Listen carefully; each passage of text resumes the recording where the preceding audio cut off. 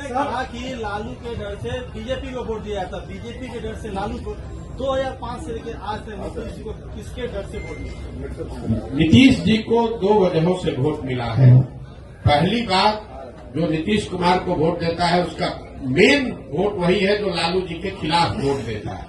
और दूसरा, 2005 से 2010-12 तक उनकी जो सरकार यहाँ चली उसमें कुछ काम होता, सुधार होता लोगों को दिखा, तो वो सुधारवादी लोग भी उनको वोट दिया उन लोगों ने। लेकिन 2014 के बाद से नीतीश जी के राज में सुशासन का वो चीज देखने को नहीं मिला।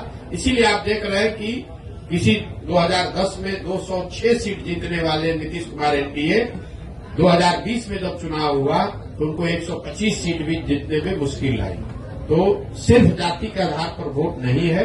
अगर सिर्फ जाति के आधार पर वोट होता तो जो एनडीए चुनाव लड़ी थी 2010 में, वही एनडीए चुनाव लड़ी 2020 में, तो फिर उनका 206 से घट के 120 कैसे हो गया? यही बात तो हम आपको बता रहे हैं। लेकिन नीतीश कुमार की जो पूरी राजनीति है, जो उनका वोटर है, वो लालू विरोध पर, लालू जी के जंगल राज के विरोध पर ही खड़ी रही है। उसमें एडिशन जैसे जैसे वो आगे बढ़े तो कुछ और लोग जुड़े होंगे, लेकिन मूल वोट जो उनका है वो लालू विरोध का वोट है। जो लालू से डरता है या लालू जी को नहीं चाहता है वो नीतीश जी को वोट पहले करता रहा है। जदयू की राष्ट्रीय कार्यकारिणी की बैठक होने जा रही है जी, जदयू की राष्ट्रीय कार्यकारिणी की बैठक होने जा रही है और संभावना जताई जा रही है कि नीतीश कुमार फिर से पलटी मार सकते हैं। इस पर क्या प्रतिक्रिया? देखिए, नीतीश कुमार के राजनीतिक जीवन का ये अंतिम दौर चल रहा है, राजनीतिक कार्य का ये अंतिम दौर चल रहा है। नीतीश कुमार को खुद नहीं मालूम है कि वो कहाँ हैं और कहाँ रहेंगे। इतना मैं जरूर कह सकता हूँ कि लोकसभा से पहले अब उनके पास कोई विकल्प नहीं है। उनको चुनाव तो महागठबंधन में ही लड़ना पड़ेगा। इसलिए नहीं कि वो पलटी मारना नहीं चाहते हैं, इसलिए कि अगर पलटी मारेंगे भी तो कोई लेने वाला भी तो होना चाहिए। अब आज के तारीख में उनको कोई लेने वाला भी नहीं बचा है।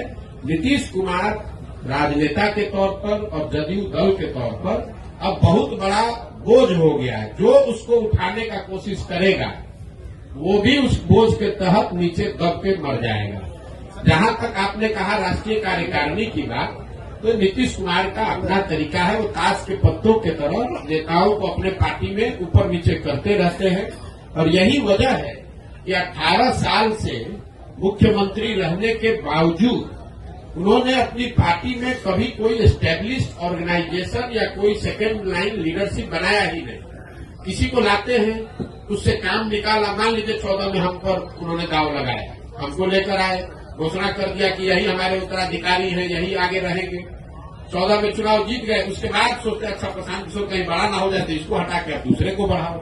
इस चीज का मलाल है सर? बिल्कुल मलाल नहीं है। आप हमको नहीं जानते। हम जीवन में वो लोग नहीं है जो किसी निर्णय पर मलाल करें।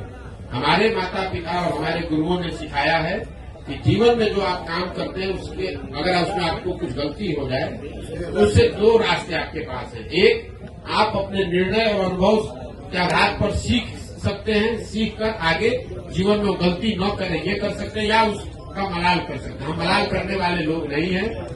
एक बार नीतीश कुमार ने अगर धोखा किया, उसके बाद नीतीश कुमार चाहे 20 बार हमारे पास आ गए, कितनी बार बात कर ली, कितने संदेश भेजवा दिए, हमने कह दिया कि अब फिर सियार सर्कुल के नीचे नहीं जाएंगे। हमको चाहे 1 बरस लगे कि 10 बरस लगे, अब नीतीश कुमार के साथ जाने का कोई सवाल नहीं है। नीतीश कुमार जब महागठबंधन बनाए, इस बार आपको पता चला जब बनाए तब हमको आकर मार्च में 6 महीना पहले आकर सबसे पहले हम ही से सलाह किया कि भाई हम महागठबंधन बनाना चाहते हैं, आप इधर आ जाइए। आप तो भाजपा के खिलाफ हमारी मदद करना चाहते थे। उस समय भी हमने कहा कि हम नहीं मिलेंगे, अब नहीं आ सकते हैं, आपको जो करना है वो कीजिए, हम अपनी नई व्यवस्था ही बना